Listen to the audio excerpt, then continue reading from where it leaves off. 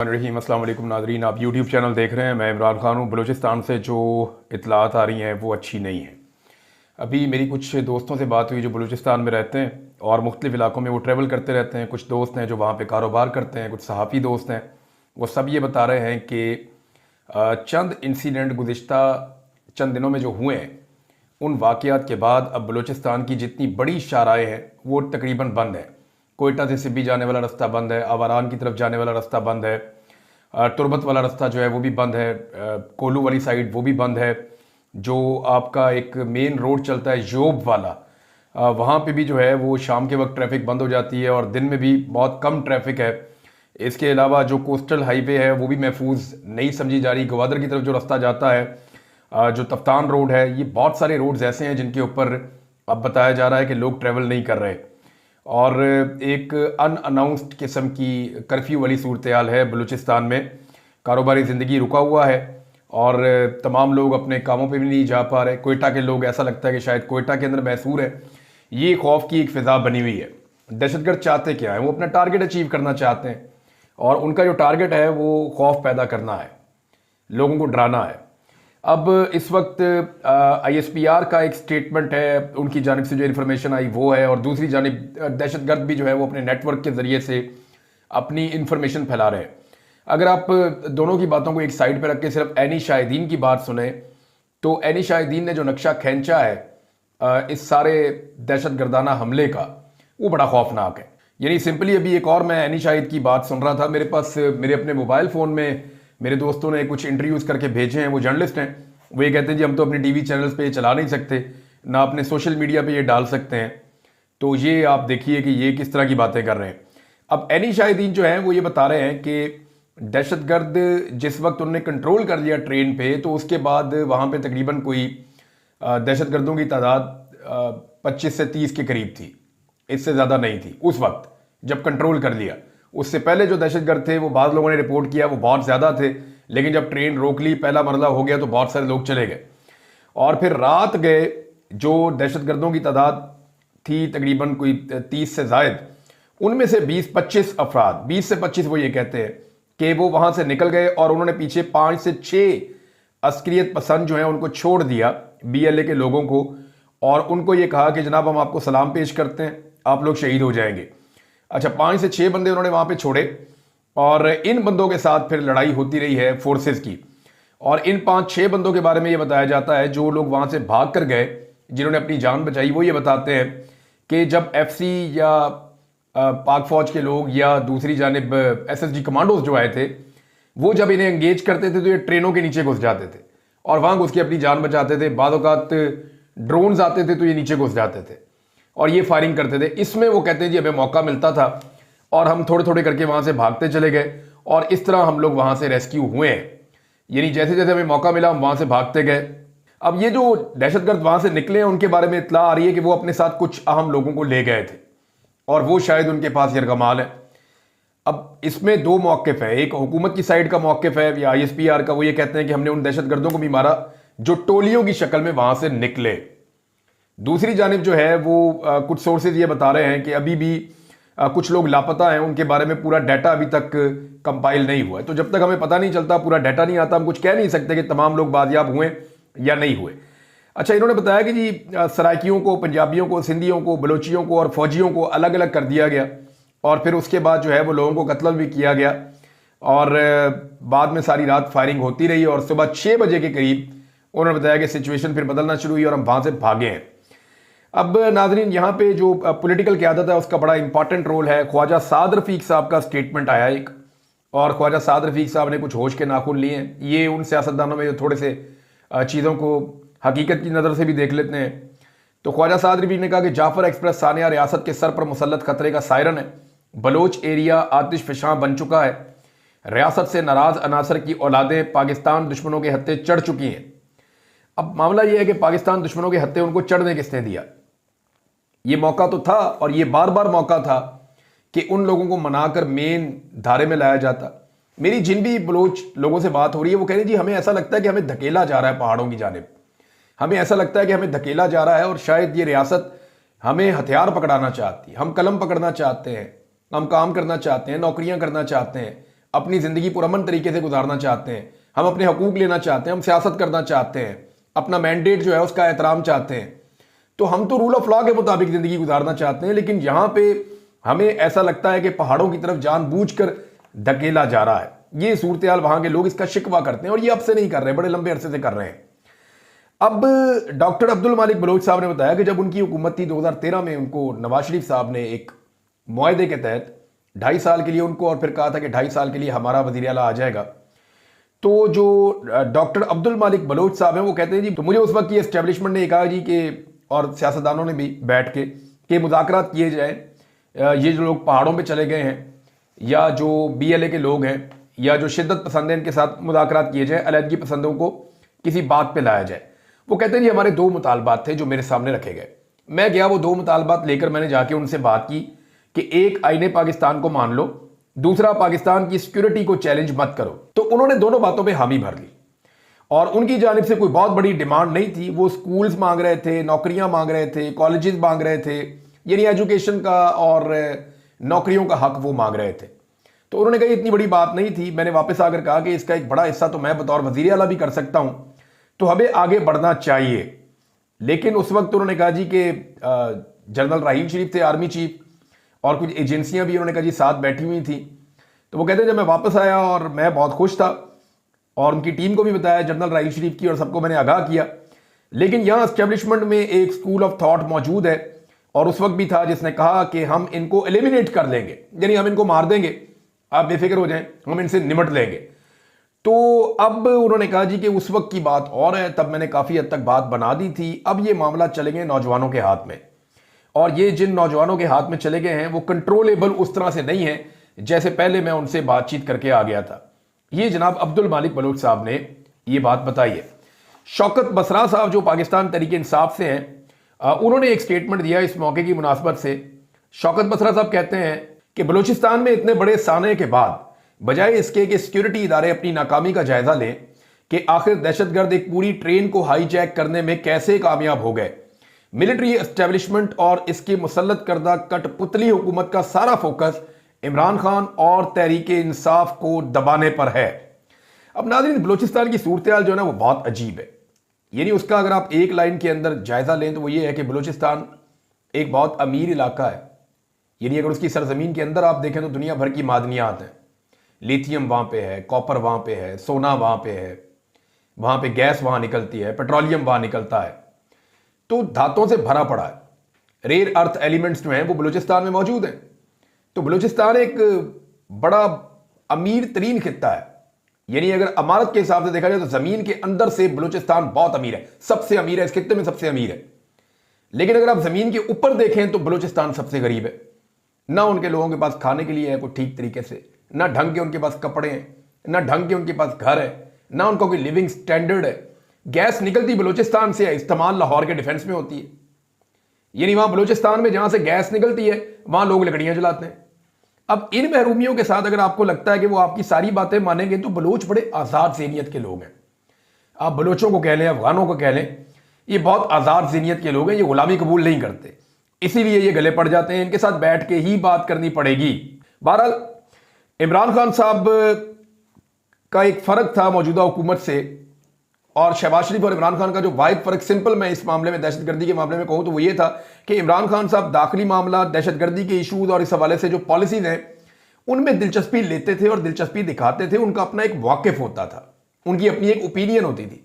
जबकि शहबाज शरीफ साहब जो है वो बिल्कुल एक गैर मुतल्लका शख्स की तरह डील किए जाते हैं कि कल आपने फलां जगह पे जाना है और ये रही आपकी तकरीर, ये बातें आपने वहां जाके कर लेनी है। तो शहबाज शरीफ साहब वहां जाके वो वाली बातें कर लेते हैं। अब वहां जाके किसी ने शहबाज शरीफ साहब के कान में डाल दिया जी कि APC का मुतालबा आ रहा है कि आप वहां जाके जो है वो ऑल पार्टीज कॉन्फ्रेंस कर दें। तो शहबाज शरीफ साहब ने कहा जी ठीक है, ऑल पार्टीज कॉन्फ्रेंस भी कर देते हैं। MQM ने भी इसके ऊपर मुतालबा कर लिया। पाकिस्तान तहरीक इंसाफ ने भी ऑल पार्टीज कॉन्फ्रेंस का मुतालबा कर दिया। लेकिन उन्होंने कहा जी कि ऑल पार्टीज कॉन्फ्रेंस अगर आपने करनी है तो फिर इमरान खान को भी इसमें शामिल किया जाए, उन्हें पैरोल के ऊपर जेल से बाहर निकाला जाए और लाकर बिठाया जाए ताकि ऑल पार्टीज कॉन्फ्रेंस के अंदर वो अपना नुक्ता नजर दे सकें। देखिए, इमरान खान वो वाहिद आदमी है जो पाकिस्तान के चारों सूबों में यकसा तौर पर मकबूल है। आज़ाद कश्मीर में भी, गिलगित बल्तिस्तान में भी और पाकिस्तान के चारों सूबों में भी सबसे ज्यादा वोट इमरान खान साहब को पड़े। तो एक ऐसे लीडर को जेल में रख के आप कौमी इशू के ऊपर कोई हल नहीं निकाल सकते। यानी पाकिस्तान तहरीक इंसाफ ये तो नहीं कह रही कि इमरान खान को छोड़ दें, वो ये कह रही है कि जब आप ऑल पार्टीज कॉन्फ्रेंस बुलाएं तो ये मौका इस पर आपको बुलानी चाहिए, लेकिन हुकूमत इससे भाग जाएगी जो मुझे नजर आता है, क्योंकि इमरान खान का सामना नहीं कर पाएंगे ये सारे मिलकर भी। इमरान खान साहब अगर जेल से निकल कर आकर बैठते हैं तो सारी तवज्जो इमरान खान की तरफ होगी, सारी बातें इमरान खान साहब की सुनी जाएंगी और अगले एक महीने जितने टॉक शोज हैं वो इमरान खान पे ही होंगे और पूरी दुनिया का मीडिया इमरान खान की एक झलक देखने के लिए तरस जाएगा, ये सबको पता है। और ये जो एस्टेब्लिशमेंट है ये तो कभी भी ऐसा रिस्क नहीं लेगी कि इमरान खान साहब को बाहर निकाल के जो इतना बड़ा अपने लिए एक हवा क्रिएट कर ले। बहरहाल वो ये कह रहे हैं कि इमरान खान साहब को बाहर निकालें और उनको लेकर आए ऑल पार्टीज कॉन्फ्रेंस में, उनको शामिल किया जाए। इससे पहले मैंने आपको बताया कि अख्तर मेंगल साहब और महमूद खान अचकज़ई साहब की तरफ से बात आई है, पहले फजलुर रहमान साहब की तरफ से भी आ रही थी, तो इमरान खान साहब को जेल में जाके मिलेंगे और वो मिलना चाहते हैं और इमरान खान साहब से मिलकर इन मामलों को हल करना चाहते हैं। देखिए इमरान खान का अपना एक ओपिनियन है, वो हमेशा ये कहते हैं कि रिट ऑफ द गवर्नमेंट होनी चाहिए, उसको ताकत के साथ कायम करना चाहिए, लेकिन मुज़ाकरात का दरवाजा कभी बंद नहीं करना चाहिए। हर मसले का एक सियासी हल होता है, वो तलाश करते रहना चाहिए और लोगों की महरूमियों को दूर करना चाहिए। अब अगर आप इस तरफ चलेंगे तो आपकी बचत होगी, आप नहीं चलेंगे तो फिर आपकी बचत नहीं होगी। आलिया हमजा साहिबा ने एक स्टेटमेंट दिया, उन्होंने कहा जी इमरान खान एक छींक भी मार देता है ना तो 8 हुकूमती वजीर लगातार प्रेस कॉन्फ्रेंस करते हैं, सारा दिन प्रेस कॉन्फ्रेंस करते रहते हैं, लेकिन जाफर एक्सप्रेस पर हम उनसे कहते रहे कि कौम को ब्रीफिंग दें, अगला एक्शन प्लान शेयर करें, लेकिन 48 घंटों में एक प्रेस कॉन्फ्रेंस भी हुकूमती वज़रा की जानिब से नहीं की गई। देखिए जहां पे प्रेस कॉन्फ्रेंस करनी होती है वहां पे इन्होंने नहीं की और जहां पे नहीं करनी होती वहां पे ये 8-8, 10-10 प्रेस कॉन्फ्रेंसें सारे वजीर इकट्ठे होकर करना शुरू कर देते हैं। तो इमरान खान का एक फोबिया है।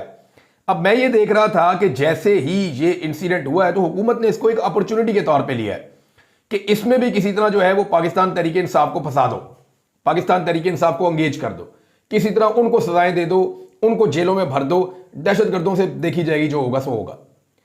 अब एक और नया बयानिया नाज़रीन फैलाया जा रहा है, ये हुकूमत के कुछ जो सहाफ़ी हैं वो या एस्टेब्लिशमेंट से करीबी ताल्लुक़ रखने वाले जो जर्नलिस्ट हैं वो ये कह रहे हैं कि इस वक्त जो तनकीद है इदारे के ऊपर या इंटेलिजेंस एजेंसियों के ऊपर वो दहशतगर्दों का साथ देना है। नहीं जी, ऐसा तो नहीं हो सकता। दहशतगर्दों का साथ देना को बंदूकें उठा के चल पड़े दहशतगर्दों के साथ? भाई सवाल सिंपल है कि इतना बड़ा दहशतगर्दी का हमला हो गया, इंटेलिजेंस फेलियर है या नहीं है? और अगर ये इंटेलिजेंस फेलियर है तो कौन से इंटेलिजेंस वाले इसके लिए जिम्मेदार हैं, और जो जिम्मेदार है उनका एहतसाब किया जाए ताकि आइंदा इस तरह के वाक़े से हम बच जाएं। यानी सियासतदान का हमने एहतसाब करना है, पुलिस वाले का हमने एहतसाब करना है, ब्यूरोक्रेट का हमने एहतसाब करना है, हर तबके का हमने एहतसाब करना है, लेकिन जो जिम्मेदार है एजेंसियों का हमने कभी एहतसाब नहीं करना, इनको पूछना ही नहीं है, जो मर्जी करें। मामला यह है कि ये एक नेग्लिजेंस है और यहां पे एक बहुत बड़ी मिस्टेक है कि इतना बड़ा इंसिडेंट हो गया और इंटेलिजेंस एजेंसीज का फेलियर हो गया, तो इसके ऊपर सवाल उठाना किसी किस्म की गद्दारी या बगावत नहीं हो सकती, पूरी दुनिया में उठाए जाते हैं। हत्ता कि जब डोनाल्ड ट्रंप के ऊपर अटैक हुआ तो अमेरिका के अंदर कोई भी ऐसा छोटा बड़ा इंसिडेंट हो जाता है तो वो अपनी एजेंसीज को अकाउंटेबल करते हैं, उनसे सख्त सवालात करते हैं, उन्हें लाकर कटहरे में खड़ा करते हैं। क्या पाकिस्तान में हो सकता है कि DGISI को बुला के कौमी असेंबली में सख्त सवालात किए जाएं? क्या यह हो सकता है कि DG मिलिट्री इंटेलिजेंस को बुला के सख्त सवालात किए जाएं? इवन यहां पे तो जो IB का DG है उसको बुला के सख्त सवालात नहीं किए जा सकते असेंबली के अंदर। अमेरिका में ये होता है, बरतानिया में ये होता है, जिन मुल्कों की हम मिसालें देते हैं वहां पे ये सारा कुछ होता है, लेकिन यहां पाकिस्तान में ऐसा नहीं होता। नईम लोधी साहब जनरल है रिटायर, उन्होंने बड़ी दिलचस्प बात की है। इससे पहले एक ऐसी बात जो है सरवर बारी साहब ने भी की थी।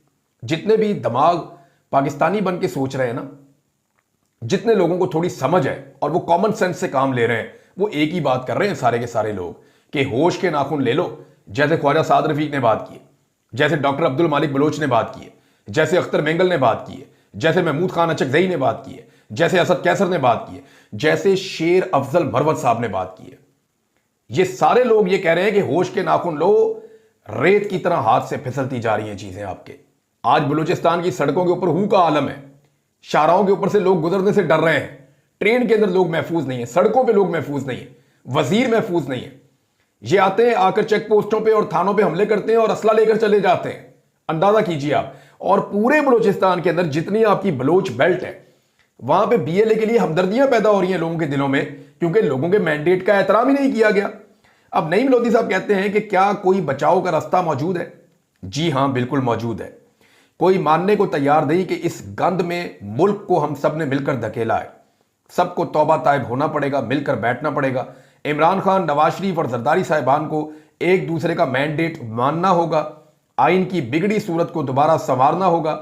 हर इदारे को वापस अपने काम पर पूरी तवज्जो देना होगी। एक ग्रैंड डायलॉग के बाद आइंदा का लायामल बनाना होगा। किसी को माइनस ना पहले किया जा सका, ना ही अब मुमकिन है। जितनी जल्द ये बात समझ लें उतना ही बेहतर है और तबाही का सफर खत्म करके तरक्की का सफर शुरू हो सकता है। ये जनाब नईम लोधी साहब ने भी एक सेन अप्रोच के साथ बेहतर बात की है। अब नाज़रीन, एक और चीज पे मुझे हैरत होती है, ये हमारे सहाफी दोस्त भी करते हैं, बहुत सारे और लोग भी करते हैं, और मीडिया भी ये पूरा का पूरा इसी काम पे लगा होता है, एस्टेब्लिशमेंट भी यही करती है कि जब भी कभी खैबर पख्तूनख्वा में हमला होता है ना कोई, तो वहां की सूबाई हुकूमत पे जिम्मेदारी डालते हैं। गंडापुर जिम्मेदार है जी, वो काम नहीं कर रहा। खैबर पख्तूनख्वा में कोई भी दहशतगर्दी का वाकया हो तो गंडापुर जिम्मेदार है जी। लेकिन आपने कभी सुना मीडिया में कि सरफराज भुट्टी जिम्मेदार है, या इन्होंने आवाज उठाई हो, या कोई ऐसी बात की हो? यानी अगर खैबर पख्तूनख्वा में वाकया हो जाए तो गंडापुर जिम्मेदार है या पाकिस्तान तहरीक इंसाफ की हुकूमत और इमरान खान जिम्मेदार है। लेकिन अगर यही वाकया किसी और सूबे में हो जाए तो दहशतगर्द, भारत, रॉ और पाकिस्तान तहरीक इंसाफ जिम्मेदार है। अंदाजा कीजिए आप कि उधर भी पाकिस्तान तहरीक इंसाफ को फिट कर देते हैं। इस मुनाफकत के साथ हम दहशतगर्दी की लड़ाई में कौम को इकट्ठा नहीं कर सकते। ये आप मेरे से लिख कर ले लें कि दहशतगर्दी के खिलाफ जो लड़ाई चल रही है इसमें कौम कभी इकट्ठी नहीं हो सकती जब तक आप भारत को, रॉ को, अफगानिस्तान को और पीटीआई को जो है वो इकट्ठा सामने रख के और रगड़ा सिर्फ पीटीआई को लगाते रहेंगे। तब तक कभी भी आप इस दहशतगर्दी की वेव में से नहीं निकल सकते। नाज़रीन, दो खबरें मैं आपके सामने और रख देता हूं। एक खबर नाज़रीन आसिफ अली जरदारी साहब के हवाले से है। जरदारी साहब ने और बिलावल ने जो झूठ बोला कि उन्हें बड़ी फिक्र है, उन्हें इस बात की फिक्र है कि जनाब हमारे साथ बड़ी ज्यादती हो गई और सिंध का पानी जो है वो इधर हो गया तो उधर हो गया। तो मैं आपको एक अकाउंट दिखा रहा हूं, ये देखिए, ये सदर पाकिस्तान का अकाउंट है, द प्रेसिडेंट ऑफ पाकिस्तान। इसके आगे जो ब्लू टिक होता है वो ग्रे कलर का है। इसका मतलब ये है कि ये ऑफिशियल अकाउंट है उनका, और इसको जो ट्विटर है या एक्स है वो इसको एक्सेप्ट करता है कि ये सदर पाकिस्तान का अकाउंट है। इसके जो फॉलोअर्स हैं उनकी तादाद भी कोई 7.25 लाख के करीब है। ये आरफ अलवी साहब के टाइम पे भी था मेरे ख्याल में, और ये वही आसिफ अली जरदारी साहब भी उनकी टीम इस्तेमाल करती है। अब ये अकाउंट क्या बता रहा है, ये जरा आप खबरें देखें। इस अकाउंट के मुताबिक 8 जुलाई 2024 को आसिफ अली जरदारी साहब ने एक मीटिंग ली थी, और उस मीटिंग में आसिफ अली जरदारी साहब ने जिन नहरों के बारे में अभी ये मगरमच्छ के आंसू बहा रहे हैं ना, वो ये कह रहे हैं कि सिंधियों का पानी चोरी किया जा रहा है या सिंधियों के हक पे डाका डाला जा रहा है, ये डाका आसिफ अली जरदारी साहब ने खुद डाला था। और जो प्रेसिडेंट ऑफ पाकिस्तान है उनके अकाउंट के ऊपर जो ट्वीट हुए हैं मैं आपको पढ़ के सुनाया दूं। नंबर 1, ग्रीन पाकिस्तान मंसूबे के लिए 6 स्ट्रेटेजिक नहरों की तामीर की जाएगी। स्ट्रेटेजिक नहरों में चश्मा राइट बैंक, कच्छी, रेनी, ग्रेटर थल, चोलिस्तान और थर कैनाल शामिल हैं। नहरों से मुल्की काबिले काश्त रकबा, लाइफ स्टॉक और माहीगीरी की सलाहियत बढ़ाने में मदद मिलेगी। दूसरा, जनाब जरदारी साहब कह रहे हैं कि सदर मुमलिकत की ग्रीन पाकिस्तान मंसूबे के लिए स्ट्रेटेजिक नहरों पर काम शुरू करने की हदायत। ये 6 नहरों पर जरदारी साहब खुद हदायत दे रहे हैं कि फौरन काम शुरू करो। जरदारी साहब खुद कह रहे हैं कि ये नहरें बहुत जरूरी हैं। जरदारी साहब के पैगाम में नहरों के नाम मौजूद हैं, और बाकायदा ब्रीफिंग लेके जरदारी साहब ने इसके ऊपर हुक्म दिया था 8 जुलाई 2024 को। फिर कहते हैं पानी का ज़िया रोकने के लिए स्ट्रेटेजिक नहरों की कंक्रीट लाइनिंग की जाएगी। तो जरदारी साहब ने जनाब नहरों के हवाले से, ये वीडियो भी है जनाब, ये उनके अपने अकाउंट पे लगी हुई है। बहुत खुश हैं आसिफ अली जरदारी, उनके साथ मोहसिन नकवी, उनके साथ जो है ये कुछ यूनिफॉर्म में फौजी अफसरान बैठे हुए हैं, और उनके साथ कोई एक ब्यूरोक्रेट बैठा हुआ है। तो जनाब इन्होंने तो खुद सिंध का पानी दिया। वो सही कहते हैं, क्या नाम है उनका, उमर अयूब साहब जो अपोजिशन लीडर है, वो कहते हैं ना कि ये बाप बेटे ने मिलकर सिंधियों का पानी बेच दिया है। सिंध का जो किसान है उसको इन्होंने मारा है। द प्रेसिडेंट ऑफ पाकिस्तान का जो अपना ऑफिशियल अकाउंट है वो ये सारी कहानी सुना रहा है, कोई और क्या सुनाएगा। नाजरीन, तलाल चौधरी साहब ने, इनकी आप काबिलियत चेक करें, इधर आप काबिलियत चेक करें। पहले आपको मैं स्टेटमेंट पढ़ के सुनाऊंगा, फिर आपको बताऊंगा कि ये करते क्या है। काबिलियत चेक करें। जो लोग कहते हैं कि वजारत दाखिला का काम नजर नहीं आता, क्या मोहसिन नकवी साहब कुर्सी से चिमटे रहे? आप काम देखें ना, जो अंडरपास 2 साल में बनता है वो 40 दिन में बन जाता है। लो जी, वजीर दाखिला का काम अंडरपास बनाना है। ये इनकी टोटल अक्ल है, ये इनकी टोटल जहानत है, और ये इनकी एडमिनिस्ट्रेशन की और गवर्नेंस की समझ है। और भाई वजीर दाखिला पाकिस्तान का वजीर दाखिला है, अमन व अमान के मामलात हैं और चीजें करनी है, ये एक सिटी मेयर का काम होता है, या वहां का जो ब्यूरोक्रेट है, डीसी है, ये उसका काम है।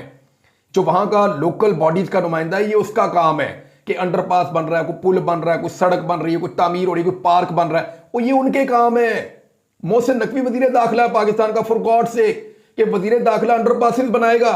ये इतनी इनकी अक्ल है बस। वो इमरान खान ने ठीक कहा था, एक तो इनको अक्ल ही नहीं है, ऊपर से ये पढ़ते भी नहीं है, कोशिश भी नहीं करते, पढ़े लिखे भी नहीं है। अब तक के लिए इतनी, अपना ख्याल रखिएगा, अपने इस चैनल का भी। अल्लाह हाफ़िज़।